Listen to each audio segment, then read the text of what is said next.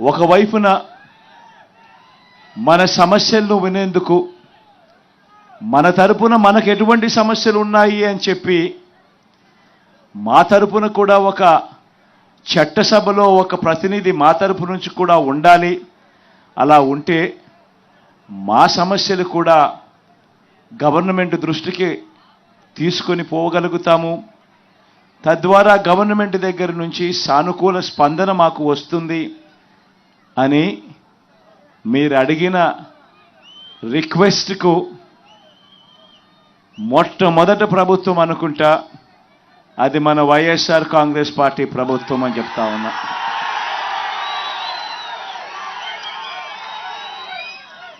మీలో నుంచి కూడా ఒకరిని ఏకంగా చట్టసభలో కూర్చోబెట్టేందుకు సింగనమల నియోజకవర్గం నుంచి పెడతా ఉన్నాం. ఆ వీరాంజనేయులనే ఆ పిల్లాడు, ఆ వ్యక్తి, ఆ మనిషి మన పార్టీకి కార్యకర్తగా చాలా సంవత్సరాలుగా ఉన్నాడు.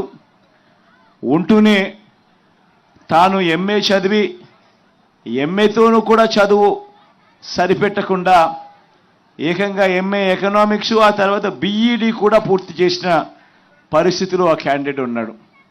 అంత గొప్ప చదువులు చదివి ఏకంగా ఎంఏ చదివి ఆ తర్వాత బీఈడి కూడా పూర్తి చేసి అంత గొప్ప చదువులు చదివి టిప్పర్ డ్రైవర్గా తాను తన కాళ్ళ మీద తాను నిలబడుతూ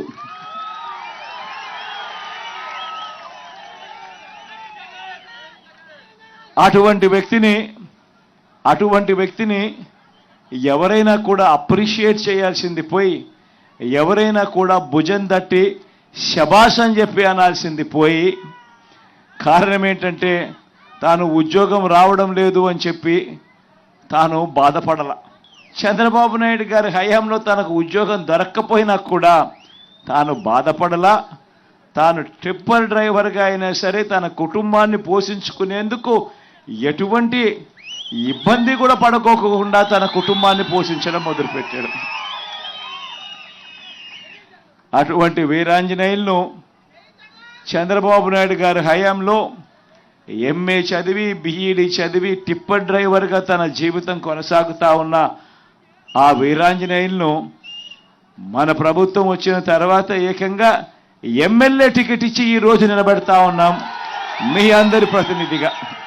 14 ఏళ్ళు ముఖ్యమంత్రిగా పరిపాలన చేసిన తర్వాత కూడా 3 సార్లు ముఖ్యమంత్రి అయిన తర్వాత కూడా ఇలా ఈ టిప్పర్ వృత్తి చేసుకుంటా ఉన్న వర్గానికి సంబంధించిన వ్యక్తి చట్టసభలో కూర్చుంటే డ్రైవర్లకు సంబంధించిన సమస్యలన్నీ కూడా ఒక కొలిక్కి తీసుకురాగలిగే అవకాశం ఉంటుంది.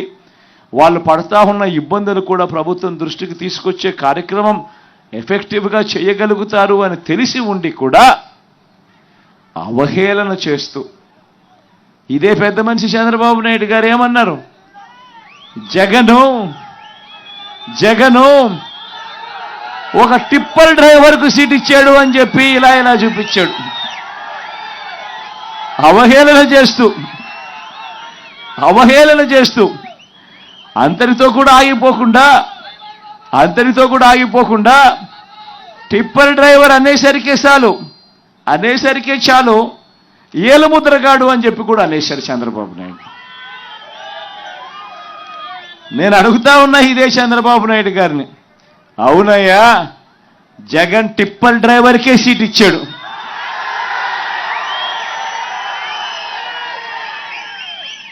ఏం తప్పు చేశాడయ్యా జగన్ అని అడుగుతా ఉన్నా.